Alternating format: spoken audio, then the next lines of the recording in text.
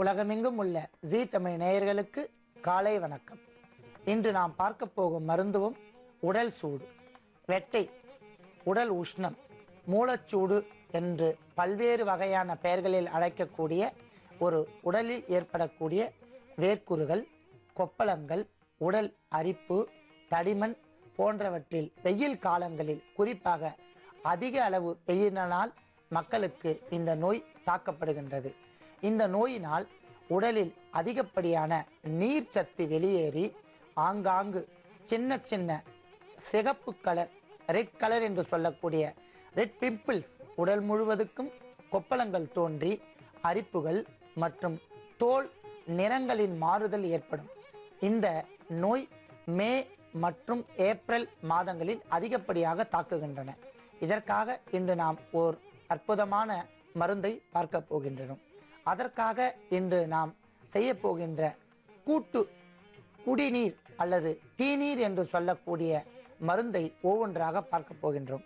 முதலில் அதற்கு நமக்கு பயன்படும் மூலிகை மணத்தக்காளி.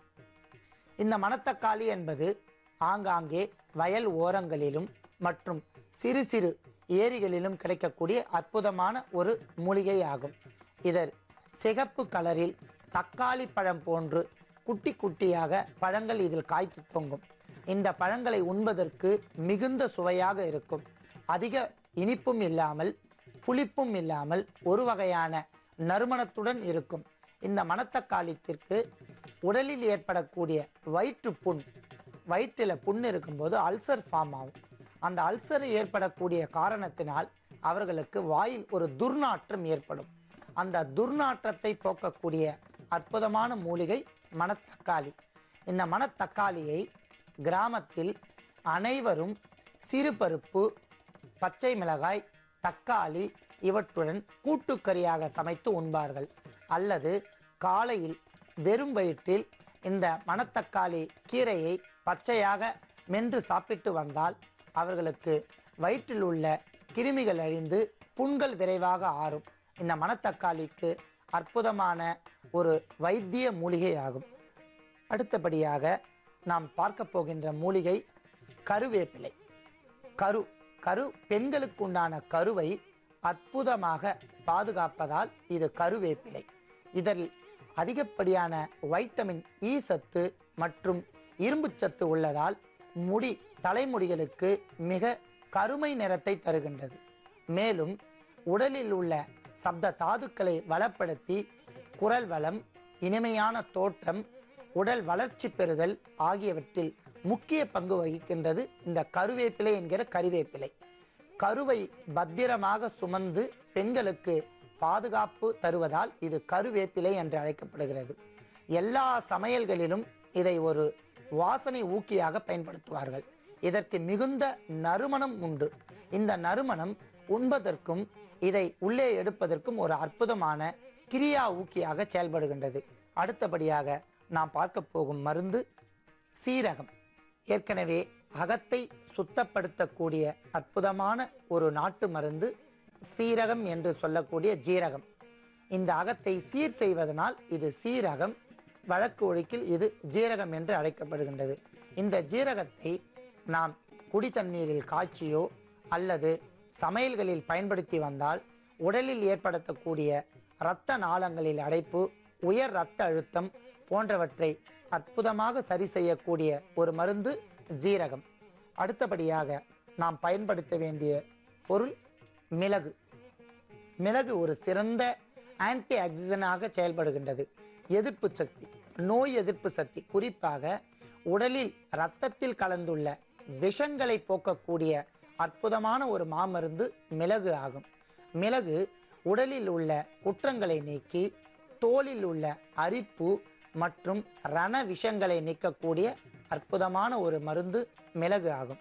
அடுத்தபடியாக நாம் பார்க்க போகும் மருந்து வெந்தயம். மிக அற்புதமான ஒரு மருந்து. வெந்தய கீரையிலிருந்து, வெந்தய பூக்களிலிருந்து கிடைக்கக்கூடிய அற்புதம் ஒரு மருந்து. வெந்தயத்தை அளவோடு உண்டு வந்தோமானால் பித்தமயக்கம், உடல் எரிவு, உடல் காந்தல், உடல் சொரிதல், தேக நமைச்சல் ஆகியவற்றை நீக்கக்கூடிய அற்புதமான மருந்து வெந்தயம். இதை பெண்களும் ஆண்களும் அளவோடு பயன்படுத்தினால் மிகுந்த நன்மை தரும். தலைகளுக்கு ஏற்படக்கூடிய பொடுகு பிரச்சனைக்கு வெந்தயத்தை கூழாக அரைத்து கொண்டு தலையில் தேய்த்தோமானால் நன்மை தரும். இது பல்வேறு வகையான மருந்துகளுக்கு ஒரு அற்புதமான மருந்தாக செயல்படுகின்றது.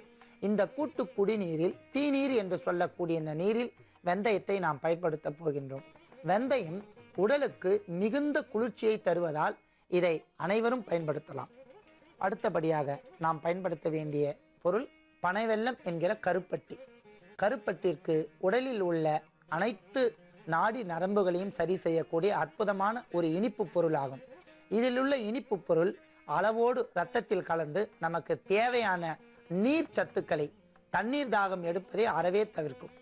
நீர் தாகம் எடுப்பதை அறவே தவிர்த்து உடம்பில் உள்ள அனைத்து சத்துக்களும் சமன் செய்யக்கூடிய ஒரு அற்புத பொருள், நாட்டு பொருள் பனைவெல்லம். அடுத்தபடியாக நாம் பயன்படுத்த வேண்டிய பொருள் சோற்று கற்றாழை. இதை சித்தர்கள் கூறாத சித்தர்களே இல்லை. இதை அனைத்து சித்தர்களும் மறைபொருளாக, பரிபாஷையாக கன்னி, குமரி அப்படி என்று பல பேர்களில் இதை அழைக்கின்றனர். இந்த சோற்று கற்றாழையினுடைய சோறு என்பார்கள், அதாவது ஆங்கிலத்தில் ஜெல்.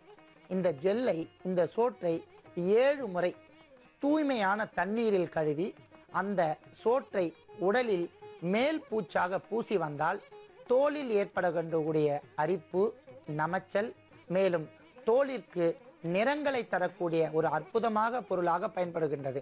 ஆலோவீரா என்று ஆங்கிலத்தில் அழைக்கின்றனர். பல்வேறு வகையான சோப்புகள் இப்போது ஆலோவீரா என்ற பெயரில் வெளிவந்துள்ளன. அடுத்தபடியாக நாம் பயன்படுத்த வேண்டிய பொருள் கேரட். கேரட்டிற்கு மிக அற்புதமான குணங்கள் உண்டு. உடலில் ஏற்படக்கூடிய அழகு மற்றும் வனப்புகளை தரக்கூடிய ஒரு கிழங்கு வகை ஆகும். இந்த கேரட்டில் உள்ள சத்துக்கள் உடலில் தேங்கியுள்ள இரத்த நாளங்களில் தேங்கியுள்ள அழுக்குகளை வெளியேற்றக்கூடிய அற்புதமான மருந்து. பிறகு இதை அளவோடு பயன்படுத்தி வந்தோமானால் உடல்களுக்கு நிறங்களை தருவதாக நம் சித்தர்கள் இதை கூறியுள்ளனர். மேலும் இந்த கேரட்டில் உள்ள அனைத்து பொருட்களுமே நமக்கு பல்வேறு வகையான நன்மைகளை தருகின்றது. இனிப்பு சுவையுடைய இந்த கேரட்டை வெறும் வயிற்றில் காலையில் காயாகவோ அல்லது சாறு எடுத்து அருந்தி வந்தோமானால் உடலில் உள்ள அழுக்குகளை மலஜல வழியாக இதை வெளியேற்ற உதவுகிறது. இந்த அத்தனை பொருட்களையும் கொண்டு நாம் இந்த வெயில் காலங்களில் ஏற்படக்கூடிய மூலச்சூடு என்ற நோயிற்கு இப்போது நாம் கூட்டு தீநீர் ஒன்றை நாம் தயாரிக்கப் போகின்றோம். இந்த வெயில் காலங்களில் தோன்றக்கூடிய உடல் சூடு, அழலை, வெட்டை போன்ற பல்வேறு பெயர்களால் அழைக்கக்கூடிய நோய்களுக்கு இந்த பல்வேறு கூட்டு மருந்து பொருட்களை கொண்டு எவ்வாறு நாம் குடிநீர் தயாரிப்போம் என்பதை சற்று இடைவேளைக்கு பிறகு பார்க்கலாம். இப்பொழுது நாம் வெயில் காலங்களில் தோன்றக்கூடிய வேர்க்குரு மற்றும் அழலை நோய், உடல் சூட்டிற்குண்டான மூலிகை பொருட்களின் குடிநீர் எவ்வாறு நாம் தயாரிப்போம் என்பதை இப்போது நாம் பார்க்க போகின்றோம். முதலில் 200 300 மில்லி அளவிற்கு தண்ணீரை நாம் கொதிக்க வைக்க வேண்டும். கொதிக்கின்ற தண்ணீரில் நாம் சிறு துண்டுகளாக நறுக்க வைக்கப்பட்டுள்ள கேரட்டை முதலில் 10 முதல் 20 கிராம் அளவிற்கு போடவும். அந்த கொதிக்கின்ற தண்ணீரில் கேரட் நன்கு வெந்தவுடன் அத்துடன் நாம் சிறு சிறு துண்டுகளாக நறுக்க வைக்கப்பட்டுள்ள மணத்தக்காளி கீரையை அதில் போடவும். அடுத்ததாக சிறு சிறு இலைகளாக பறித்து வைத்துள்ள கருவேப்பிலையை 5 முதல் 10 கிராம் அளவிற்கு அதில் போடவும். அடுத்தபடியாக 2 சிட்டிகை அளவு ஜீரகத்தூளை அதில் சேர்க்கவும். அடுத்தபடியாக அதில் 2 முதல் 5 கிராம் அளவிற்கு மிளகுத்தூளை சேர்க்கவும். அத்துடன் 5 முதல் 10 கிராம் அளவிற்கு கருப்பட்டி என்கிற பனைவெல்லத்தை சேர்க்கவும். நன்றாக கொதிக்கும் வரை காத்திருக்கவும். நன்கு கொதித்தவுடன் ஒருவிதமான நறுமணம் ஏற்படும். அதை நாம் கண்டுகொண்டு 2 சிட்டிகை அளவு அல்லது தேவையான அளவு உப்பு அதில் சேர்க்கவும். சுமார் 1 நிமிடம் இந்த அனைத்து மூலிகைகளும் கலந்த தண்ணீரை கொதிக்க வைக்கவும். கொதித்த இந்த மூலிகை தண்ணீரை வடிகட்டி கொள்ளவும்.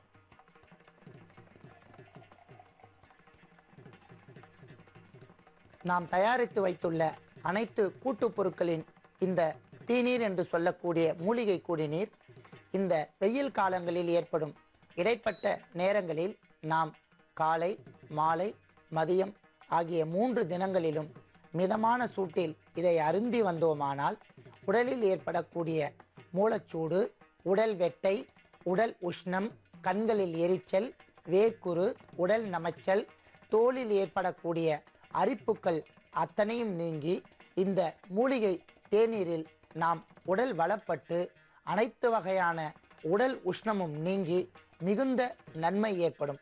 மேலும் உடல் சூடு முழுவதுமாக தணிவதற்கு நாம் குமரி என்று சொல்லக்கூடிய சோற்று கற்றாழையை மெழுகு பதத்தில் அரைத்து வைத்துள்ளோம்.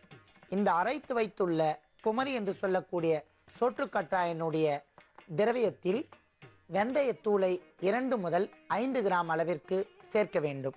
இந்த சோற்று கற்றாழை கலவையில் கலந்த வெந்தயத்தூளை நன்றாக கலக்கவும். இரவில் படுப்பதற்கு முன்பு இந்த சோற்று கற்றாழை வெந்தயம் கலந்த கலவையை மேல் தோல் பூச்சாக பூசிக்கொண்டு படுத்தோமானால் இந்த உடலில் ஏற்படக்கூடிய வேர்க்குறுகள், கொப்பளங்கள், சிகப்பு கலரில் தோன்றக்கூடிய அரிப்பு அல்லது நமைச்சல் படிப்படியாக நீங்கி அனைத்து வகையான நன்மைகளும் தோலிற்கு ஏற்படும். இந்த மருந்தை இப்பொழுது நாம் எப்படி பயன்படுத்துவது என்று கூறுகிறேன்.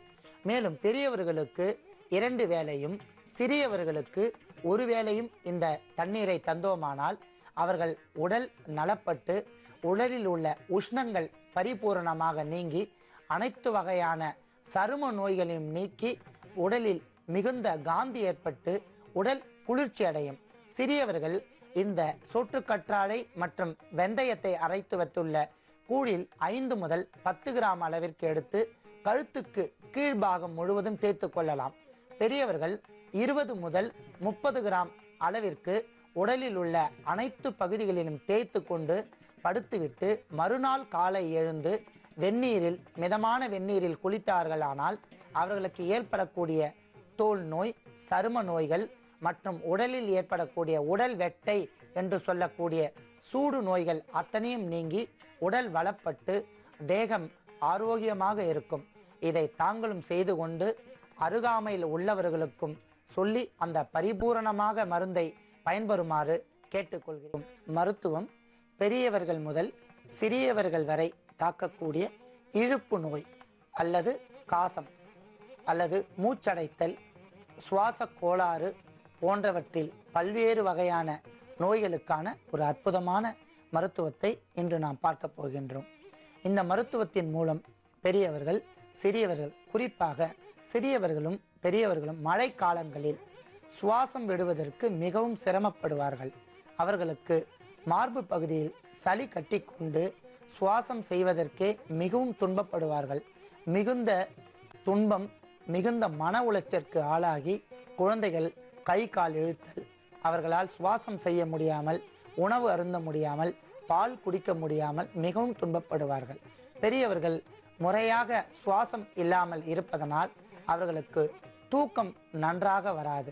அதனால் அவர்கள் சதா காலமும் எழுந்து அமர்ந்து கொண்டு தூங்காமல் இருப்பதால் நித்திரை களைவதால் அவர்களுக்கு உடல் வெப்பம் அதிகமாகி பித்த நோய் கூடவே சேர்ந்து கொண்டு அவர்களுக்கு தலைபாரம், கை கால் குடைச்சல், மார்பு பகுதியில் ஒரு வகையான எரிச்சல், உண்ட உணவு செரிக்காமை அவர்களுக்கு பல்வேறு வகையான துன்பங்கள் ஏற்படும். அந்த துன்பங்களிலிருந்து மீள்வதற்கு பரிபூரணமாக போகர் 7000 மற்றும் கரிசல் போன்ற சித்தர்களின் நூலிலிருந்து இப்போது நாம் ஒரு மருத்துவ முறையை பார்க்க போகின்றோம். அதற்காக நமக்கு அருகாமையில் உள்ள கிராமங்களில் வயல்வெளிகள், தோட்டப் பகுதிகளில் கிடைக்கக்கூடிய மூலிகைகளிலிருந்து இப்போது நாம் மருந்து ஒன்றை தயார் செய்ய போகின்றோம். அதற்கு நமக்கு தேவைப்படும் மருந்து முதலில் தூதுவளை. தூதுவளை மிக சிறந்த உடலம் தேற்று என்று அழைக்கின்றனர் சித்தர்கள். இதை தூதுலம், தூதுலங்காய், தூதுவளை போன்ற பல்வேறு பரிபாஷை மாற்று பெயர் கொண்டு அழைக்கின்றனர். இந்த தூதுவளைக்கு உடலம் வெப்பம் தேற்றி, கோழை அகற்றி, உடல் வன்மையாக்கி, காந்த சக்தி உள்ள ஒரு மூலிகை. குறிப்பாக இதன் வேர் பகுதிக்கு ஆகர்ஷண சக்தி உள்ளதாக சித்தர்கள் இதை குறிப்பிடுகின்றனர். இந்த மூலிகையிலிருந்து வேர்களை எடுத்து நாம் அணிந்தோமானால் உடலிற்கு நல்ல காந்த சக்தி கிடைப்பதற்காக சொல்கிறார்கள். இதில் 2 வகைப்படும். சிகப்பு நிற பூக்கள் கொண்ட தூதுவளை, வெள்ளை நிற பூக்கள் கொண்ட தூதுவளையை நாம் காணலாம். சிகப்பு நிற தூதுவளையை நாம் எளிமையாக எல்லா இடங்களிலும் காண முடியும். வெள்ளை நிற பூக்களை கொண்ட தூதுவளை மிக அரிதான தூதுவளை ஆகும். இது சதுரகிரி, கொல்லிமலை, நாமக்கல் போன்ற பகுதிகளில் பரவலாக காணப்படுகின்றது. இதற்கு காயகல்ப மூலிகை என்றொரு மற்றொரு பெயர். இந்த தூதுவளையை இயற்கையாகவே நாம் பச்சையாகவோ அல்லது துவையல் செய்தோ உண்டோமானால் உடலில் உள்ள மாசு, குற்றம், கோழை போன்றவற்றில் சளி அவற்றை அகற்றி அறவே உடலுக்கு நல்ல காந்தி தருகின்றது. காந்தி என்றால் ஆங்கிலத்தில் தேஜஸ். உடலுக்கு மிகப்பெரிய தேஜஸ் தரக்கூடிய அற்புதமான மூலிகை. அடுத்ததாக நாம் பார்க்க போகின்ற மூலிகை துளசி. துளசிக்கு மிக அற்புதமான மருத்துவ குணங்கள் உண்டு. இந்த துளசியை பற்றி கூறாத சித்தர்களே இல்லை என கூறலாம்.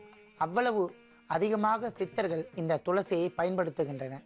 துளசியில் பல்வேறு வகை உள்ளது. நாய் துளசி, நல்ல துளசி, கருந்துளசி, தாதா துளசி, ராமர் துளசி, சீதா துளசி போன்ற பல்வேறு வகையான துளசி வகை இனங்கள் உண்டு. அவற்றில் இப்போது நாம் சாதா துளசி என்கிற துளசியை பற்றி பார்க்க போகின்றோம். இந்த துளசி குறிப்பாக ஆண்களுக்கும் பெண்களுக்கும் நல்ல ஒரு மருந்தாக செயல்படுகின்றது. துளசியை அளவோடு ஆண்கள் எடுக்க வேண்டும். பெண்கள் எவ்வளவு வேணுமாலும் எடுத்துக்கொள்ளலாம். அதிகாலையில் பெண்கள் துளசி மாடத்தை சுட்டி வருவதனால் அவர்களுடைய கர்ப்பப்பை பலப்படுகின்றன. அவர்கள் மேலுள்ள கர்ப்ப குற்றங்கள் நீங்கி கர்ப்பப்பையினுடைய புழுக்கள் கொல்லப்படுகின்றன. துளசிக்கு அதி அற்புதமாக விரைந்து செயலாற்றக்கூடிய ஒரு மூலிகை. இந்த துளசியை வேரிலிருந்து எடுக்கக்கூடிய மணி செய்து கொண்டு துளசி மணி மாலையாக அணிந்தோமானால் அவர்களுக்கு உடலில் உள்ள குற்றங்கள் நீங்கி உடலுக்கு நல்ல தேஜஸ் ஒளி தருகின்றது. இந்த துளசி மணி மாலையை அனைத்து மக்களும் அருந்துகிறார்கள் மற்றும் அதை மாலையாகவும் போட்டுக்கொள்கிறார்கள். இந்த துளசியை நாம் இப்பொழுது எவ்வாறு மூலிகையாக பயன்படுத்தலாம் என்பதை பார்க்க போகின்றோம். அடுத்ததாக நாம் பயன்படுத்துகின்ற பொருள் தேன். ஏற்கனவே நாம் தேனை பற்றி மிக அற்புதமாக கூறியுள்ளோம். இந்த தேன் ஒரு மிக சிறந்த நச்சு பொருட்களை நீக்கக்கூடிய அற்புதமான மாமருந்து. இந்த தேனின் உள்ள சுவை நாக்கில் உள்ள 7 taste buds என்று ஆங்கிலத்தில் அழைப்பார்கள்.